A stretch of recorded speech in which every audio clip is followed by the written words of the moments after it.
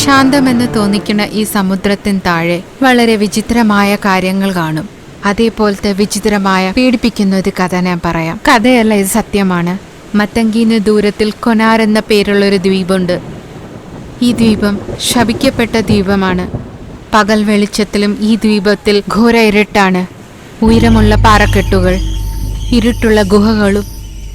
ഒരുപാട് ആൾക്കാർ പറയുന്നത് ഭയങ്കരമായിട്ടുള്ള ഈ ദ്വീപിൽ നിധിയുണ്ടെന്നാണ്. അതുകൊണ്ട് ഒരുപാട് ആൾക്കാർ, സാഹസികരും അവിടെ പോയി തിരിച്ചു വന്നിട്ടില്ല. പഴയ ആൾക്കാർ പറയുന്നത് 100 വർഷം മുമ്പ് ഈ കൊനാറിന്റെ ഗുഹയിൽ രഹസ്യനിധി അവിടെ കുഴിച്ചിട്ടിട്ടുണ്ട്. അങ്ങനെ ഇവിടെ പറയുന്നുണ്ട്. വാട്കണി നാട്ടിലെ 2 മീൻകാര്, വിശ്വദീപനും നന്ദിയും, മീൻ പിടിച്ചു പോകാൻ നേരത്ത് കൊടുങ്കാറ്റിൽ കുടുങ്ങി. പെട്ടെന്ന് കറുത്ത മേഘങ്ങൾ വന്നു. ഭീകരമായ കാറ്റ് വീശി. തിരമാലകൾ കാരണം അവരുടെ ചെറിയ തോണി ഒരു തീരത്തെത്തി. പക്ഷെ അത് കുനാർ ദ്വീപമായിരുന്നു. എടാ നന്ദി, എന്താടാ ഈ ദ്വീപ് പട്ടാപകലിൽ ഇത്ര ഭയങ്കരമായിരിക്കുന്നത്? മുത്തശ്ശൻ എന്നോട് പറയാറുണ്ട് ഒരു ഭയങ്കര ദ്വീപിനെ കുറിച്ച്. ഇത് തന്നെ ആ ദ്വീപെന്ന് തോന്നുന്നു, കോലർ ദ്വീപ്. രണ്ടുപേരും പേടിച്ച് തീരത്തൂടെ നടക്കുകയായിരുന്നു. ഭയങ്കര വിജനമായിരുന്നു. തിരമാലകളുടെ ശബ്ദമല്ലാതെ വേറെ ഒന്നും കേൾക്കുന്നില്ലായിരുന്നു. വാടാ വാ, ഇവിടുന്ന് നമുക്ക് പോകാം. ഇത് കണ്ടിട്ട് പിശാചിന്റെ ദ്വീപാന്ന് തോന്നുന്നു. എങ്ങനെ പോവാനാ? തിരമാല കൊണ്ട് കടലാകെ ഭീകരമായിരിക്കുക. ഇപ്പൊ പോകുന്ന അപകടമാ. രാത്രി ഇവിടെ തന്നെ തങ്ങി കാറ്റ് കുറഞ്ഞിട്ട് പോവാടാ.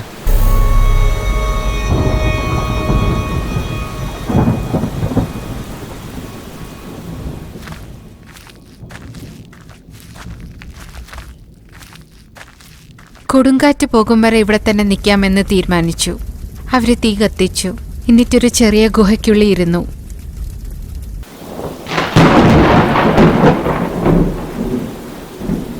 രാത്രിയായി. ദ്വീപം കാണാൻ കുറച്ചുകൂടെ ഭയങ്കരമായി. രണ്ടുപേരും ദൂരെ നിന്ന് എന്തോ ശബ്ദം കേട്ടു. ഇത് കാറ്റ് കാരണം വരുന്ന ശബ്ദമെന്ന് വിചാരിച്ച് അവരുറങ്ങി. ഈ പ്രാവശ്യം ശബ്ദം കുറെ കൂടെ ഭീകരമായി കേട്ടു. അയ്യോ, എന്താണ് ശബ്ദം? പ്രേതമാണോ പിശാചാണോ? പോയി നോക്കിയാലേ അറിയൂ. എന്റെ പുറകെ വാ. രണ്ടുപേരും നടന്ന് ആ ശബ്ദം തേടിപ്പോയി. ഗുഹയുടെ വെളിയിലെ തലയില്ലാത്ത ശരീരം, ജീവനുള്ള മൃതദേഹം പോലെയാണ് അവന്റെ ശരീരം. അത് കണ്ടത് രണ്ടുപേരുടെയും ജീവൻ പോയ പോലെ ഉണ്ടായിരുന്നു. ഹൃദയം വേഗത്തിൽ ഇടിക്കാൻ തുടങ്ങി. അതവരുടെ പിന്നാലെ തന്നെ വരണുണ്ടായിരുന്നു. രണ്ടുപേരും പേടിച്ച് നിലവിളിച്ചോണ്ടോടി. ആ ശരീരം സമുദ്ര കൊള്ളക്കാരന്റെ നേതാവിന്റെയാണ്. ഈ ദ്വീപത്തിൽ, ഈ ഗുഹയിൽ കപ്പലിൽ നിന്ന് മോട്ടിച്ച എല്ലാ സമ്പത്തും ഇവിടെ ഒളിപ്പിച്ചതിനു ശേഷം അവന്റെ കൂടെ ഉള്ളവർ അവനെ കൊന്ന് അവന്റെ തല വെട്ടിയായിരുന്നു. പിന്നെ ആ സമ്പത്തിനെ വീതിക്കാനായി അവര് വഴക്കിട്ടു. പരസ്പരം കത്തികുത്തി മരിച്ചു. പക്ഷെ ആ നേതാവിന് നിധിയുടെ മോഹം പോയില്ല. ഇപ്പോഴും അവൻ അവിടെ ആ സ്വർണത്തിന് കാവലിരുന്ന് കറങ്ങുകയാണ്. സ്വർണത്തിനെ ആരെങ്കിലും കണ്ണെടുത്ത് നോക്കിയാൽ അവൻ അവരുടെ പ്രാണനങ്ങ് എടുക്കും. അവൻ ആ ദ്വീപത്തിൽ കാലുവെക്കണ ആരെയും വിടത്തില്ല, കൊന്നുകളയും. എങ്ങനെയൊക്കെ അവരവിടെ നിന്ന് രക്ഷപ്പെട്ട് ആ തോണിയിലിരുന്ന് ആ ദ്വീപത്തിൽ നിന്ന് ദൂരെ പോയി. ഭൂമിയിൽ ഇനിയും അവർക്ക് ദിവസങ്ങളുണ്ടായിരുന്നു. അങ്ങനെ വിചാരിച്ച് വിശ്വദീപും നന്ദിയും സുരക്ഷരായ ഒരു സ്ഥലത്തെത്തി.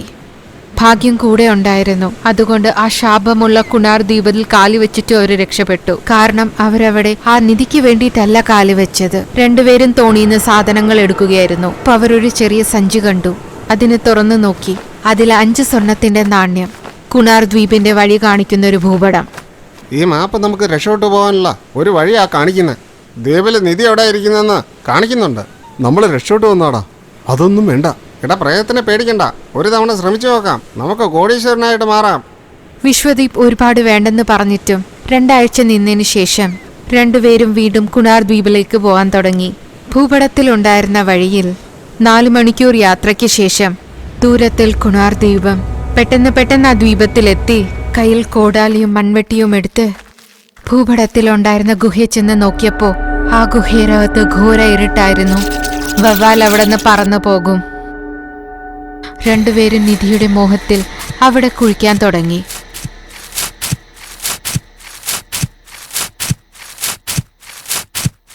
അവിടെ ഒരു വലിയ പെട്ടി കണ്ടു. രണ്ടുപേരുടെയും മുഖത്ത് സന്തോഷം വന്നു.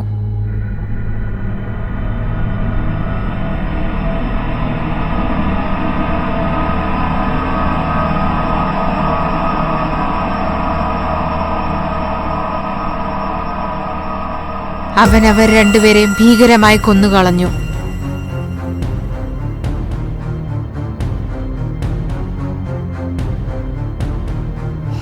ആ പാറക്കല്ലിൽ അവരെ തൂക്കിയിട്ടു. കുനാർ ദ്വീപിലെ ശാപം കാരണം ഇനി 2 ഇരകളും കൂടെയായി. എന്റെ ദ്വീപിൽ കാലുകുത്തി രക്ഷപ്പെട്ടു പോയല്ലേ? നിധി കാണിച്ചാണ് ഞാൻ നിങ്ങളെ വരുത്തിയത്. ഈ നിധി എന്റേതാണ്, എന്റേത് മാത്രമാണ്. വിശ്വദ്വീപിന്റെ നന്ദിയുടെ തോണി കുറച്ചു ദിവസങ്ങൾക്ക് ശേഷം തീരത്തെത്തി. ആ തോണി ഒരുപാട് ഒടിഞ്ഞു പോയായിരുന്നു. ആ തോണിയിൽ ചെറിയ സഞ്ചി ഉണ്ടായിരുന്നു. വഴിയിൽ പോകുന്ന ഒരാള് അത് തുറന്നു നോക്കി. അതിന്ന് മണല് വീഴും. ഏതോ ഒരു മണ്ടൻ മണല് ഭദ്രമായിട്ട് കെട്ടി വെച്ചിരിക്കുന്നു.